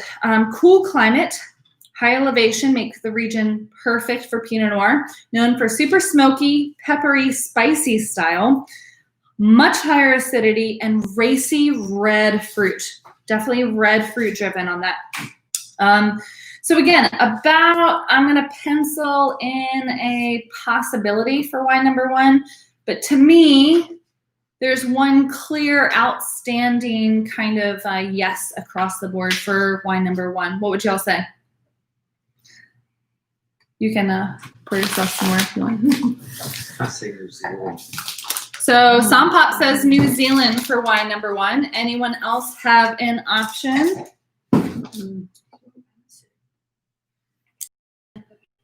So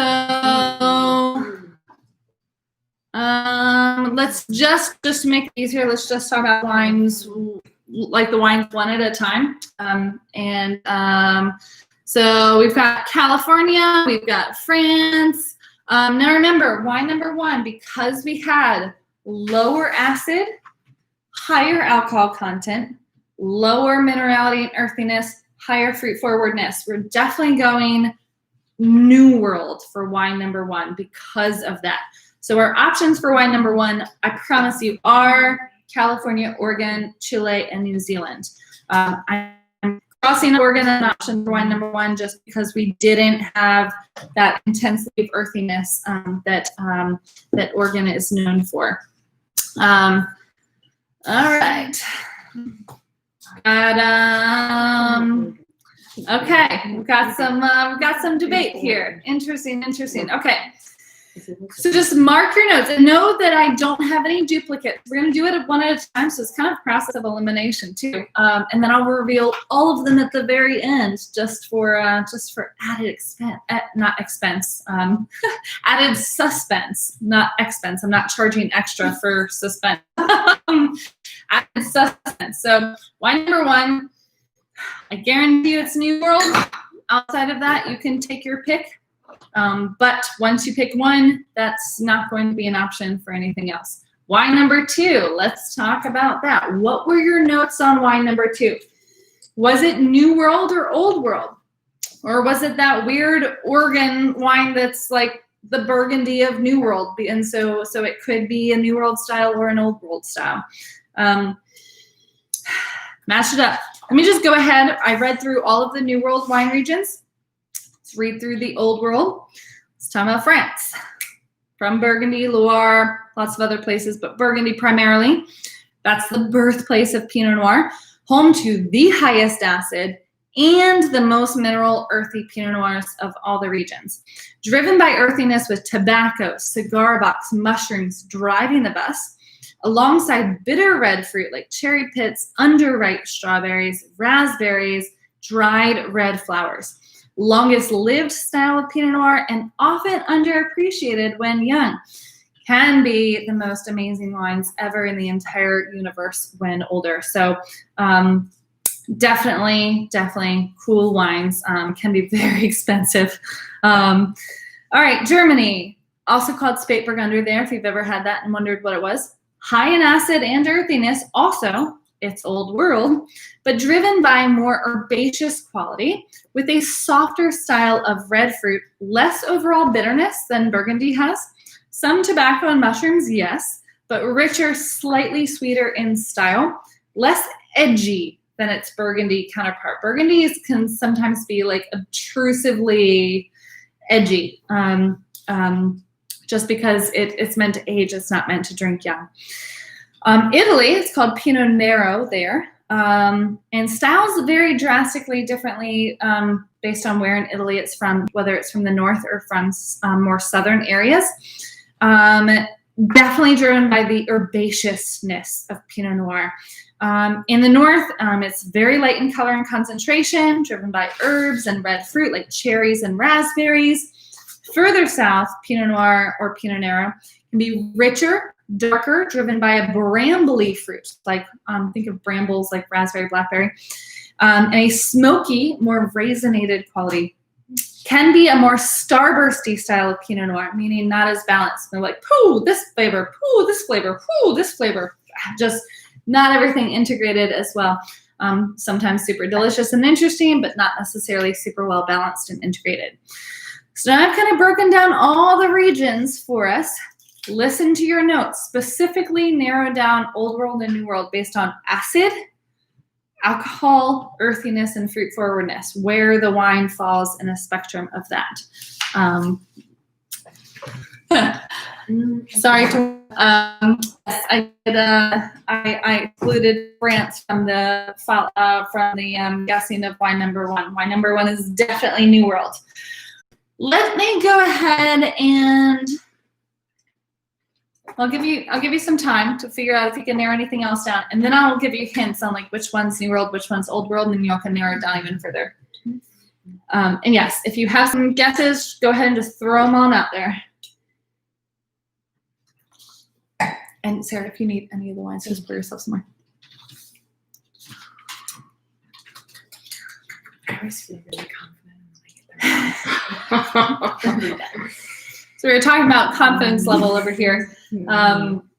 How it's sometimes we feel really confident. Yes, I definitely got it. And then we totally get the answer wrong. Sometimes we're like, I have no idea, but I think it might be this. And we get it right. And that's just the name of the game. I can't tell you how many blind tastings I've been a part of in terms of being on your side of it. Like, I don't know what's in the bag and I'm blind tasting it, where I was like, I have no idea. I'm just listening to my notes and I'm going to say this and I get it right or I get it wrong. And sometimes I'm like, yes, I got this, and I get it right or I get it wrong. Often, more often than not, we all get it wrong, right? Like that's just blind tasting. Even people who are professionals at this probably get it wrong. Sometimes more often than we get it right, and that's okay. It's all about learning to analyze the wine more and learn to make better educated guesses. So, all right, 2, we're guessing Germany. Number 2, Germany. Number 2, Old World, maybe Italy. Number 2, Old World, Italy, question mark. Number 1, California, across the board we're going. Number 1 guesses, France, Oregon. It's all right. It's all right. It just takes practice. All right. So, I'm going to give you some hints now. Number 1 and number 2 are New World, and they do not repeat categories. So there's no 2 wines from Oregon or 2 wines from New Zealand or anything like that. So number 1 and number 2 are from the New World. Number 3 and number 4 are from the Old World. So now further down, narrow your guesses. If you had some guesses and you were trying to like figure out between 2 options or 3 options, now I've helped you narrow that down. So yes, I'm sorry, it is not from Germany. Although I would say that Old World Germany would be a great guess for number 2. So listen to that clue. Number 2 could definitely be an Old World wine.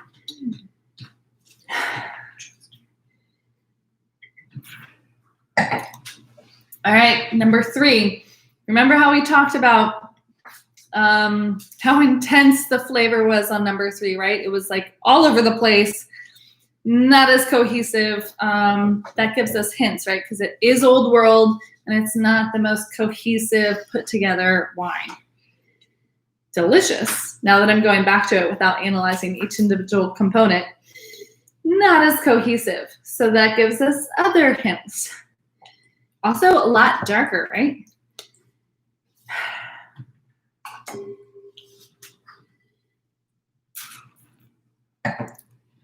All right, Kelly, which one are you guessing for Oregon? And yes, I mean, Chris, it's quite possible I messed up the tags on your wine bottles.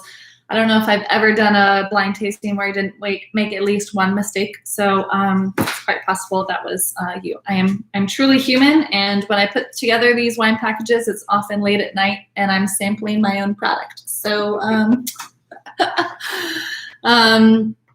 all right, number 2, Oregon. Okay, all right, so yes, number 2, Oregon. Okay, number 3 might be Italy.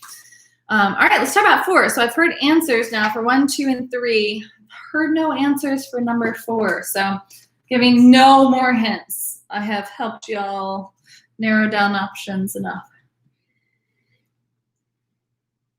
Sarah, which one do you feel most confident over? I think 4 is France.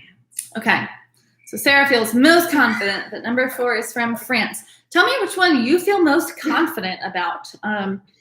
That's a good, I feel like that's a better question sometimes than which one do you think it is. So number 3, Germany. Number 4, France. 2, Oregon.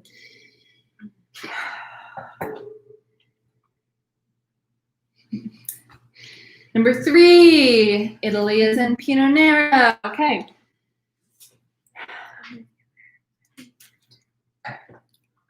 All right, number 3 might be France. Number 4 might be Italy. Okay, all right. All right, let's break this down. So everyone, you can open up your bags with me. Let's start with wine number 1. If you are ready to do the reveals. If you're not, just press mute and so you don't hear anything. So we'll start with wine number 1. And here's what would make me pick wine number 1, this region. If I were participating in the blind tasting class, it would be, it's like black cherry and vanilla and lower acid. Definitely indicates New World for me. And the black cherry specifically would indicate California to me. That is because every other Pinot Noir region really focuses more on red fruit. But I find California has a lot more black fruit qualities to it. And that vanilla, that cherry coat quality that sometimes is really intense. This was not as intense. This is Center of Effort, called Effort Pinot Noir from Edna Valley. This is in the Central Coast, California, yay. So Pinot Noir there. So we've got California marked off. If you have anything else chosen as California, now would be your opportunity to change your answer. Great job on that. I think that was across the board a very different style of Pinot Noir. I think number 2 and number 4 are definitely harder to distinguish between. They were way more similar. Number 3 was just, again, that child that you think is adopted. So it was, number 3 was hard just because it was so different.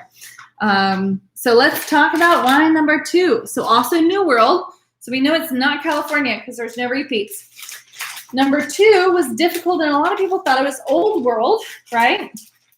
Because of its higher acid, it was balanced between earthiness and red fruit. So those things, if I knew it was New World, now if I didn't know it was New World, I would guess that this wine would be either from Germany or France.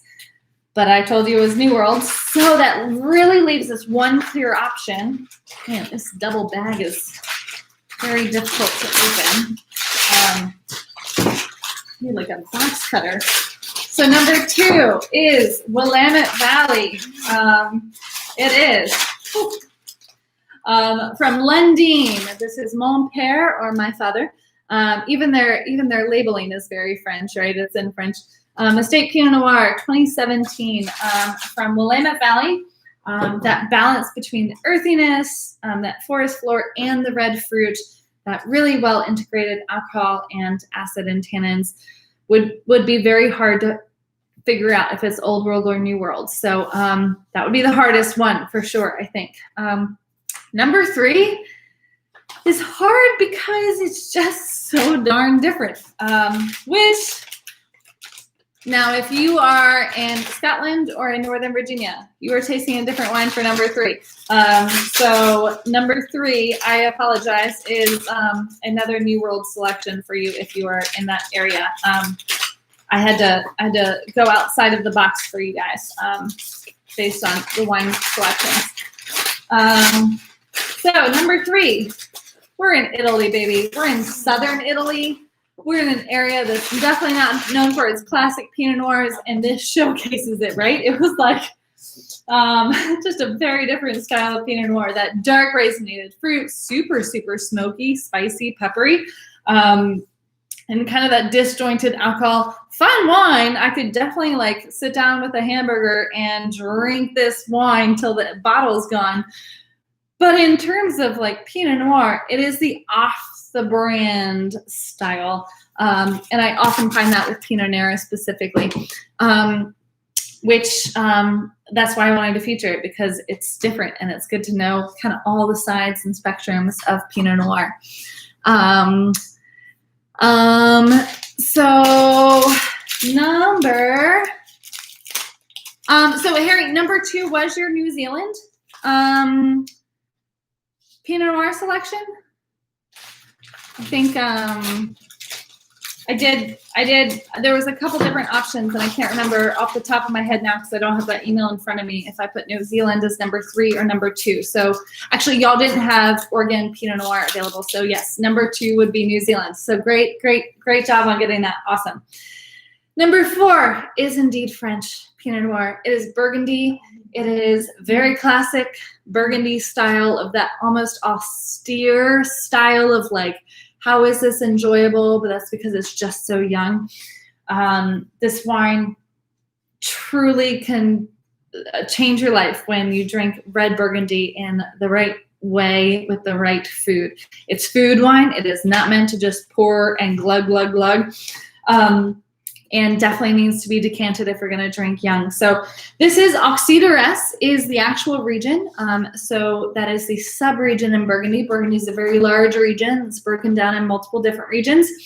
This 1 ER means premier or first cru, meaning that this village or vineyard, this vineyard of Les Echezaux, not Echezaux as in like the Grand Cru village, but Echezaux as in the vineyard name, and it's spelled differently but pronounced the same because French people and their wines are so confusing, means that this vineyard specifically is designated as a premier cru, which means high quality, just under Grand Cru quality. It's by Domaine Lafoge, that's the name of the producer, but the region itself is Auxerre, and then the vineyard is Les Echezaux. And definitely it's 2014 at 6 years old. It could age for another 10 years and still be considered young. So I only have 3 bottles left of that. That was on my last reserve wine list offerings.